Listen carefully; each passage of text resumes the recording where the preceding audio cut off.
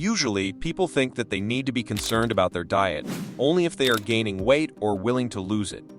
However, diet plays an important role to let your body function properly. If you are not fulfilling your body's nutritional requirements, it will affect your health inside and out. Your organs may start weakening, reduced immune system, and tiredness could become a normal thing for you. There are some signs of an unhealthy diet you should keep an eye on.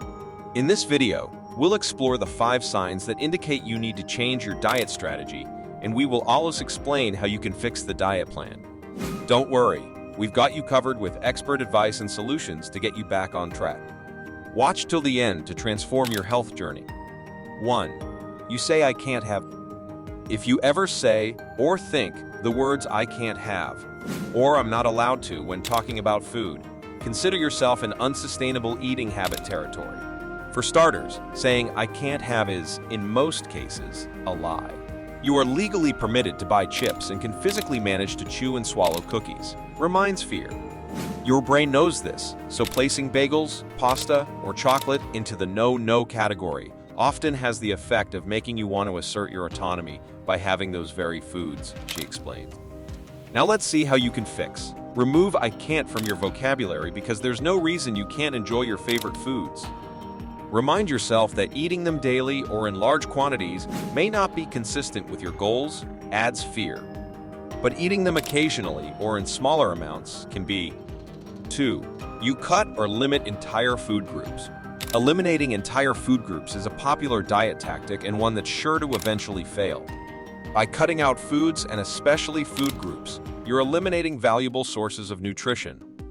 All foods serve a nutritional purpose, and eliminating any completely is one of the clearest signs you're dieting.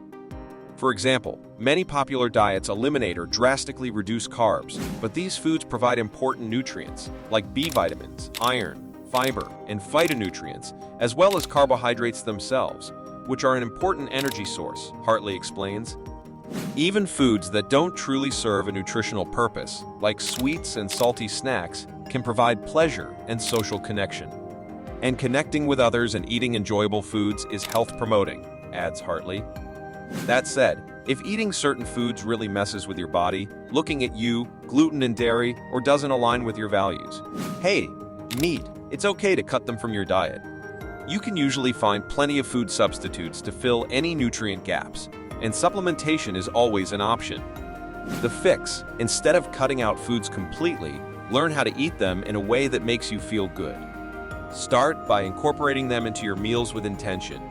Instead of eliminating pasta, for example, Hartley recommends serving it as a planned, balanced meal with roasted veggies, tomato sauce, and chicken. 3. You don't physically feel good. Restrictive diets often come with noticeable side effects, such as lethargy, feeling cold all the time, recovering poorly from workouts, tossing and turning at night, or even declines in sex drive. Even if you're motivated to follow your eating plan, you can only white-knuckle it for so long before these side effects get the best of you. Once you do call it quits, chances are you'll swing in the opposite direction, overeating. Instead of just getting satisfied, a person who hasn't felt satisfied after a meal in months typically eats past satisfaction and may continue to do so for an extended period of time. The fix, lessening the side effects of a strict diet, is as simple as loosening the reins a bit. For example, if you're trying to cut weight, know this: losing 2 pounds a week will typically involve a significant amount of pervasive hunger, lack of satisfaction, and low energy. However, losing a half pound a week is far less likely to produce these same side effects. By adding enough food back into your day to keep you progressing at a rate that doesn't also stress out your body, you'll be more successful in the long run. 4.